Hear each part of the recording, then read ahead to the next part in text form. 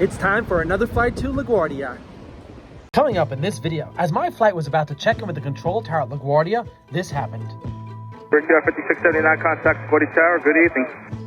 And approach Brickyard 5679 over to tower. We're getting hit by a laser probably about 2 miles to about our 2 to 3 o'clock. Alright then, actually Brickyard 5679, stay with me. So 2 to 3 o'clock, you how many miles? Probably about 2 to 3 miles. It appears next to a major road, Brickyard 5679. Brickyard 5679, understood. And you said it was a green laser? Yes, sir, green. Got it. Keep watching to find out how this flight goes.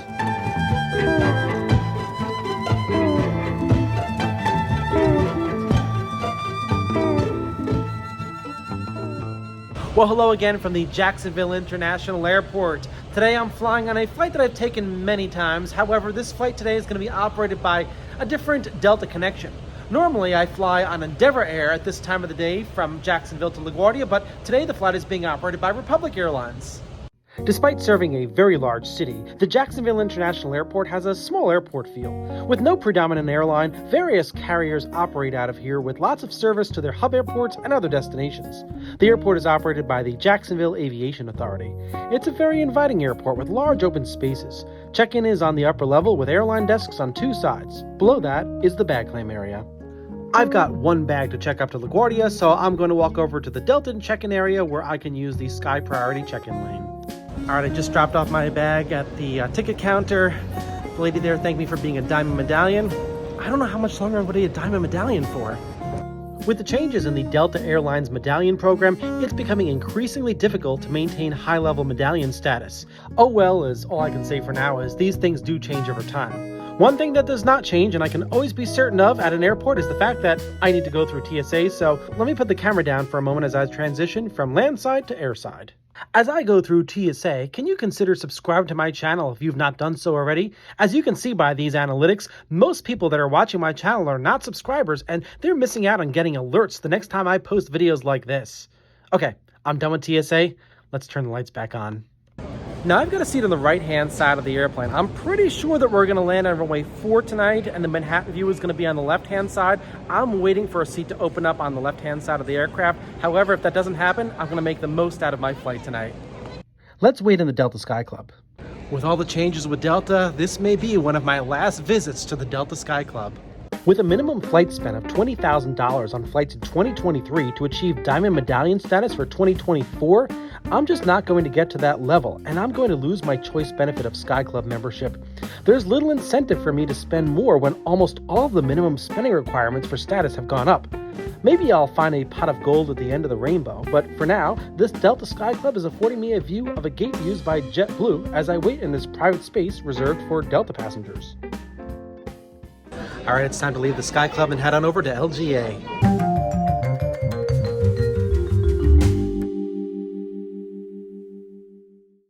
Alright, let's head on over to gate Alpha 7. As I walked over to the gate, I checked the Delta app for last-minute A-seat openings for that Manhattan view. I even asked the gate agent for a change to an A seat, but there was nothing available, so I'll have to keep my seat on the right side of the airplane. Let's board November 215 Juliet, Quebec, a nearly 15-year-old Embraer 175. Alright, empty jet bridge for this Brickyard flight. Republic Airlines uses the ATC call sign of Brickyard. The airline is based in Indianapolis, which is what the Indianapolis Motor Speedway is often referred to as. As I mentioned in the beginning, this flight was previously operated by a CRJ 900 of Endeavor Air. Just like Endeavor Air did, this flight came from LaGuardia with the same flight number and a New York City-based crew. Why the switch from Endeavor to Republic? I have no idea, but what I do know is that despite the fact that the Embraer 75 has really big windows, they're poorly aligned with the seats here in the main cabin. When I purchase an airline ticket, I look at it as purchasing a window, not a seat. Who needs comfort when you can get a window to the world below? It's time for pushback on this cloudy day here in Jacksonville. The airline terminal, with its 2 wings, has a very large ramp. The ramp is so large that there's plenty of space for the terminal to expand with another concourse without having to expand the ramp itself. There are currently around 20 gates at the terminal with room for more should the terminal be expanded. The city of Jacksonville has a population of around 950,000, and the metropolitan area's population is over 1.7 million, so it's very interesting that this airport doesn't have a lot of gates or even flights. There are 2 runways at this airport, and out of the many times I've flown into or out of Jax, I've only used one of the 2 runways, and that's going to be again the case today. Today, we'll take off on runway 8, which is also being used for arriving flights. Even with the use of a single runway, we won't encounter any delays on departure, and in what seems like luck, there are no delays going into LaGuardia today. I checked the status of this exact flight the day before, and it was delayed 2 hours. The day before that, it was canceled. Its inbound leg from LaGuardia was delayed so much that they didn't even operate the flight back to New York. You never know what's going to happen in LaGuardia with your itinerary, but today we're in luck, and we'll land about 30 minutes ahead of schedule. You'll see how light traffic is as I add air traffic control later in this video for the approach and landing into LaGuardia. We'll be considered the leader of the pack. More on that later. Under the guidance of the Jacksonville ground controller located in the air traffic control tower, which we saw from the Sky Club, we taxi via taxiways Juliet, Alpha, and Lima all the way to the runway without making any stops. It's funny that, in my mind, every time we slow down, I'm thinking that there's going to be a newly issued ground delay to LaGuardia and we'll have to hold for some time, but we only slow down to make turns. What an efficient and rare day this is for me. So many of my recent flights to and from LaGuardia have been delayed that I often have no important plans immediately following a flight just in case we get delayed. During this quick taxi, the flight deck crew configures the aircraft for takeoff, and as we get closer to runway 8, the ground controller hands us off to the local, or tower controller, who's responsible for traffic on final approach, as well as on the runway itself. It's the local controller who will be issuing us takeoff clearance today, and with no ground delay programs in effect, the only factor that the tower controller will have to consider will be aircraft on approach to our runway when determining when we can be issued clearance for takeoff. That's the runway right there over the wing. It's 10,000 feet long, and next to it is a parallel taxiway, Taxiway Alpha, which we'll turn onto shortly to get to the beginning of the runway. Since we'll be using the runway in the direction of runway 8, we'll need to turn left to get to the parallel taxiway to get to the beginning of the runway. I'm enjoying sitting on the right side of the aircraft because I get to see the runway before takeoff, and we'll be making a right turn onto the runway, so once we get on the runway, I'll be able to see down the runway before we're fully lined up. By this point, one more plane has left the terminal area and will catch up to us as we wait for landing traffic to land before we take off. Remember that JetBlue A320 that we saw out the window from the Delta Sky Club? That plane is now following the path that we took, and it's headed to the same runway that we are. This aircraft had arrived from JFK, and it's now on its way back to JFK, just like the airplane that we're on, doing a round trip back to LaGuardia. The aircraft will be taking a similar route up to New York City. As we turned onto taxiway Alpha, the holding point for runway 8, we had to wait for a few airplanes to land, including the Southwest 737. This gave the JetBlue A320 behind us an opportunity to come closer to us. We'll see that JetBlue plane once we cross the runway. As we went to line up and wait on the runway, the controller issued us takeoff clearance without us stopping first, since there was another aircraft on final approach behind us that needed to land. We're all set for takeoff, so let's go.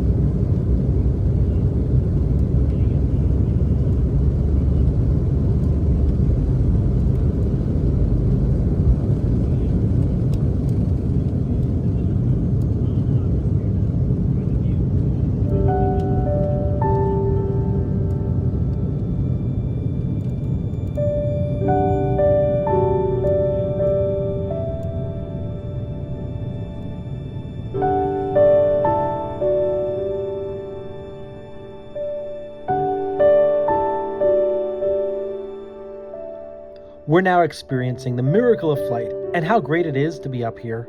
I'm taking advantage of what I can see now because we'll be above the clouds real soon, and for the majority of this flight, I won't be able to see too much as a cloud cover will be present and it's going to get darker and darker as we approach New York. We're flying the Crosby 2 departure procedure, an RNAV departure procedure for flights headed to the north. The JetBlue flight to JFK behind us will also follow the same departure procedure and proceed on a very similar route to New York. Its course will be slightly east of ours, and it will fly the Cameron 4 arrival procedure to JFK, an arrival procedure for flights from the south. We'll fly the Corey 4 arrival procedure to LaGuardia, again for flights from the south, but for arrivals to LaGuardia Airport, like us.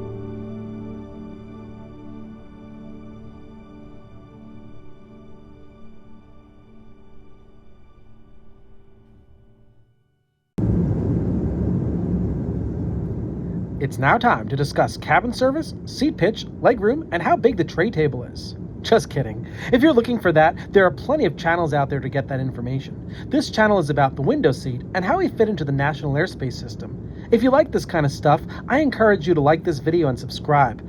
I do have to say that I was disappointed that the Wi-Fi was down for this flight, so I wasn't able to track my flight or find out about neighboring aircraft, so I won't be providing much en route information. I'm excited about the approach, of course, to my favorite airport tonight. At the beginning of this video, I mentioned that we'd be landing on runway 4 tonight, with Manhattan being on the left side of the plane. How did I know runway 4 would be the landing runway? Well, I checked the predicted wind conditions for the time of my arrival and saw that it would be coming from the east, which would make it favorable for runways 4 and runway 13 to be used. When those runways are in use, runway 4 is almost always the arrival runway, and runway 13 is almost always the departure runway. And I was right. I tried to get a seat on the left side of the plane for the Manhattan view, but it just wasn't possible. But I'm excited to see how we fit in tonight. First officer speaking. We've begun that initial descent into the New York Laguardia area. Looks like we'll be wheels down on the ground here about 29 minutes or so. Weather conditions on the ground are 64 degrees Fahrenheit, clear skies, and we've got some kind of gusty winds out of the east. The gate we've been assigned is gate 88 Alpha. That's an 88A. As you can see, the fast belt sign is on, so please make sure you're seeing with that seatbelt securely fastened. Thanks so much for flying with us today, and we'll talk to you on the ground. All right, we're on the Corey 4 arrival procedure descending to LaGuardia. This flight has been a very straight route flight. After turning to the north after takeoff, we basically proceeded northeast for the whole flight, and that's the direction that the Corey 4 arrival goes. It's also the direction that runway 4 heads in, so for the entire en route and approach phase of flight, we won't be making any turns more than around 20 degrees. We follow this approach procedure as long as possible until the approach controller gives us further instructions for the approach. We're looking at Vineland, New Jersey down there in the southern New Jersey county of Cumberland County.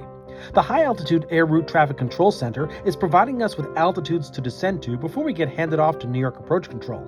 Tonight, there will be 2 New York Approach Control frequencies, an initial frequency that will check in with just around the Philadelphia area, then a second frequency called the Final Vector Frequency that will provide approach clearance for us. For this video, I'll only be providing the final vector transmissions before I provide the tower transmissions. It's a rather slow time for arrivals to LaGuardia, and we're not going to have any delays getting in. We've been cleared down to 7,000 feet by the previous controller, and our call sign is Brickyard 5679. Let's check in with the second approach controller, who is physically located at the New York TRACON in Westbury, New York. Good evening, approach Brickyard 5679, 9.7 for 7,000. 5679, your proposed 12 feet direct Benji, intercept the localizer. Direct Benji, intercept the localizer, Brickyard 5679.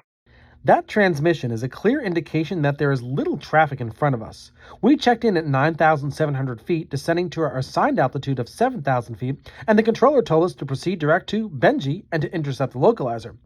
We will be flying the ILS, or Instrument Landing System Runway 4 approach, and Benji is a point on the approach path right over Gravesend Bay. Once at Benji, we can proceed along the localizer, which provides horizontal guidance along the extended center line of the runway, and we'll take that line straight down to the runway itself in northern Queens. There'll be no more turns for us tonight until we reach Benji. I'm going to speed up the next 2 minutes as we descend over New Jersey, as there were no transmissions or instructions for us during this period.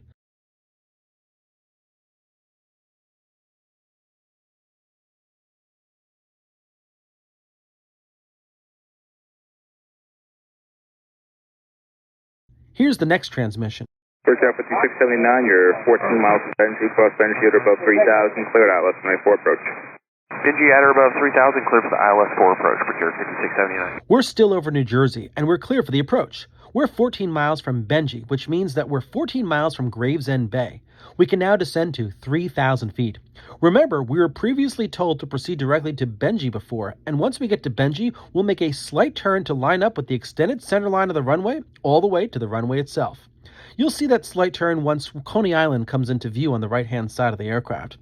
We still have some distance to cover before we land, but we've been cleared for the approach quite early since traffic is very late this evening. We're looking at Monmouth County, New Jersey, and in the distance is the Atlantic Ocean. Somewhere out there over the ocean is that JetBlue flight that took off behind us bound for JFK Airport. That plane is flying the Cameron arrival procedure to JFK that parallels our path but is to the east, but it's over the water since JFK is east of LaGuardia. Off of our left side, there's another flow of arrivals from the south headed to Newark Airport. Each flow of traffic to each airport is carefully separated and under the control of separate controllers. The airspace is divided very well around here. Above us, controllers are handling traffic that is climbing to the south away from the New York City area airports. And above that, other controllers are handling traffic that's just passing through the airspace. It's now time for the next transmission to us, and it's about our speed. Since there are hardly any other planes out there headed to LaGuardia, we're told that our speed can be at our discretion. There are no conflicts requiring us to slow down. Brickyard 5679, speed is your discretion. Speed our discretion, Brickyard 5679, thanks. This prompts our pilot to ask a question to the controller. Is 5679 leave the pack? Yes, but they're 15 miles behind you. Gotcha. Our pilot asked if we were leading the pack, and the controller said yes, but there was a plane 15 miles behind us. The pilot didn't hear the controller talking to anyone ahead of us, but heard the controller talking to flights behind us, so he wanted to know if we were leading the pack of airplanes since we were told that we could fly at a speed that we desired. The controller said that yes, we were the leader, and that the next airplane was 15 miles behind us, which is plenty of room for our pilot to fly at the speed that he wants, but the controller did want to let him know about the next plane just in case we decided to go too slow. We're flying over Sandy Hook Bay, and we can see Sandy Hook, New Jersey, a strip of land separating the bay from the Atlantic Ocean. Benji, Gravesend Bay, and Brooklyn are directly in front of us, and very soon we're going to be over a very dense metropolitan area as we fly straight into runway 4. There's an interesting effect going on down there. You can see that the moon, which is not visible at the top of the screen, is casting shadows of the clouds onto the water. It's almost mystical. I always like this part of the arrival because we briefly enter into a zone of no urban lights after having flown over the land for most of the flight. Then, all of a sudden, we'll see the dense lights of Brooklyn suddenly appearing below us as we get lower and lower. I've done this countless times, and each time is unique, and this one will surely be unique too. You see, up ahead, somewhere on the ground in Brooklyn, someone is breaking the law. It is illegal to point a laser at an aircraft, yet someone on the ground is preparing to point a green laser directly at the cockpit of this plane. Looking into a laser can potentially blind someone, and it's a federal crime. In 2022, there were over 9,000 incidents of people pointing lasers at airplanes. It's 2023, and this flight is about to add another laser strike to this year's list. Why anyone would do something like this is beyond reason, and the consequences can be hefty if caught. This is something very, very serious, and I really hope that law enforcement was made aware of this situation. We're looking at Coney Island in Brooklyn, a very densely populated area with thousands of people below. We're also now approaching Benji and are going to make a slight left-hand turn to line up with runway 4 on the localizer. As the approach controller hands us off to LaGuardia Tower for landing clearance, our pilot comes back on the radio to inform the controller about what's happening to our aircraft. Brickyard 5679, contact LaGuardia Tower, good evening. And approach Brickyard 5679 over to tower. We're getting hit by a laser probably about 2 miles to about our 2 to 3 o'clock. All right, then actually Brickyard 5679, stay with me. So 2 to 3 o'clock, you have any miles? Probably about 2 to 3 miles. It appears next to a major road, Brickyard 5679. Brickyard 5679 understood, and you said it was a green laser? Yes, sir, green. Got it. I didn't see the laser, although it was on this side of the plane. The controller asked the pilot to remain on this frequency and got some more information. The controller needs this information to pass along to other aircraft behind us so they don't look down at it. The controller will now let the pilot know that he'll pass the information along, he'll have us contact the tower, and he'll inform the aircraft behind us about the laser. Brickyard 5679, we're passing this forward, we're passing the message along, contact LaGuardia Tower, take care. Over to tower, thanks. Brickyard 5679, see you. Victor 576, E175, 12 miles ahead. You reported a green laser off their right around the Bell Parkway, so use caution. This is not the first time this has happened to me, and I was able to capture it on video once before. Before we check in with LaGuardia Tower, I'm going to share with you a video I made in 2021 as my Delta 737 was approaching the Reno-Tahoe International Airport. I was looking out the window and saw this happen. Here's some footage from that video. Rime icing is ice that forms on the plane when passing through clouds, so we need to be prepared for that, and the controller was right about the turbulence. It was bumpy. The flight attendants finally dimmed the cabin lights, and as I was looking out the window for any sight of land between the clouds, I saw this.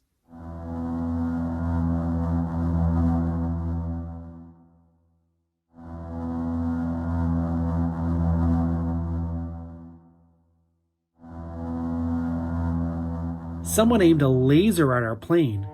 Here it is again in slow motion. We're looking at a crime here. If one looks directly into a laser, eye damage and even blindness can occur. I feel lucky that I was looking at it through my camera lens and not with my naked eyes. Whoever is doing this on the ground is committing a crime and can face very strong penalties. At that point, the pilot immediately reported it to ATC. Approach Delta 2652. We're getting a laser shining at us, probably about 3 miles due to the east of us. Delta 2652, roger. You said green laser. Did it illuminate the cockpit? Any injuries? No injuries, and it's still going, and it looks like they're pointing it kind of towards us in a rapid motion. Okay, just to confirm, it's 3 miles east of you. Correct. I'd probably say that it's a little more northeast. Delta 2652, roger. Turn right heading 190. Hey, 190, Delta 2652. Okay, now back to this flight. If you want to see the full video of that flight to Reno, there's a link to it below. For now, we're safe, and we need to continue the approach to LaGuardia's runway 4. We're fully established on the instrument landing system and well past Benji. We're descending to 1,800 feet to a spot called Rahel. It's now time to check in with LaGuardia Tower.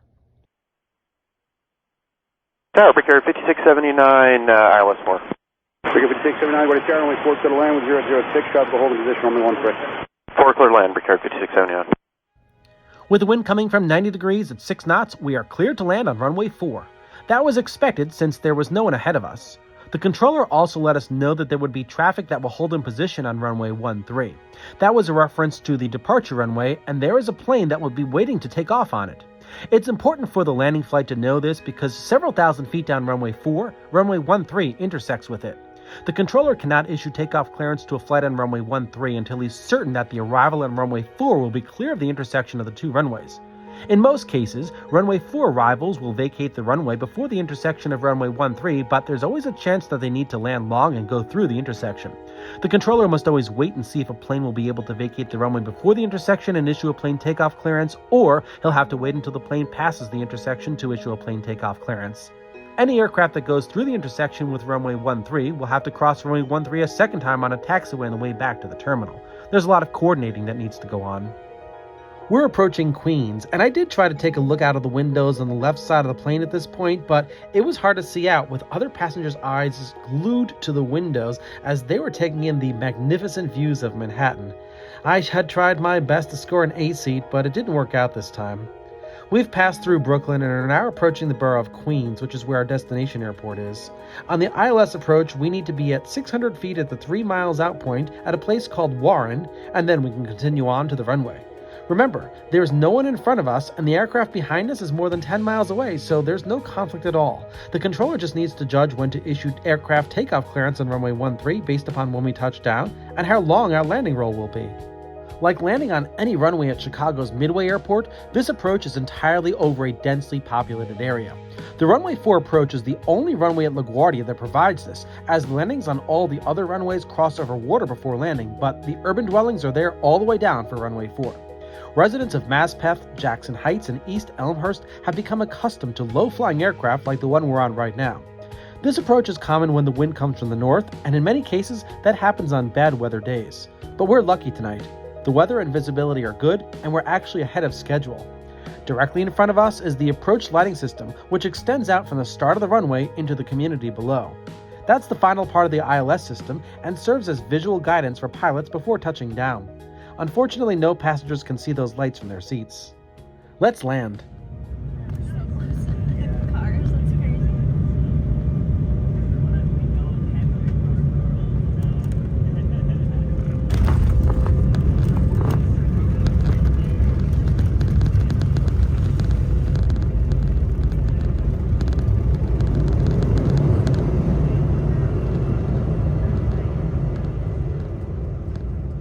Now remember, I had mentioned that some flights will land long and go through the intersection of runway 13. That's not us tonight. We're clearing the runway early. 3 Deputy 679, turn right, Quebec and Golf ground 1.7. Right, Quebec, Golf, ground point 7, zero, break curve 679. We were able to vacate the runway and taxiway Quebec, which allows the controller to issue an aircraft takeoff clearance on runway 13 right away since we won't be passing through the intersection. The controller also needs to consider how far out the next arrival is, but we all know that there's at least 10 miles between us and the following aircraft, so that's not an issue at all. This makes the operation very efficient. Under the guidance of the ground controller, we will continue along to Terminal C, where we'll be ending the flight today. Other than the laser hit, it was an uneventful flight, and I'm glad to be back.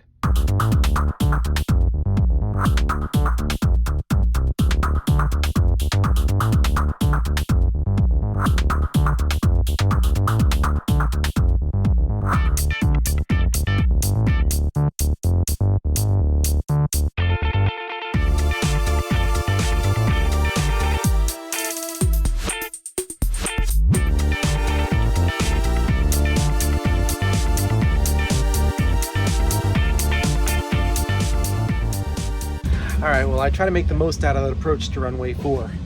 Alright, about to go into the terminal here in Terminal C at Laguardia.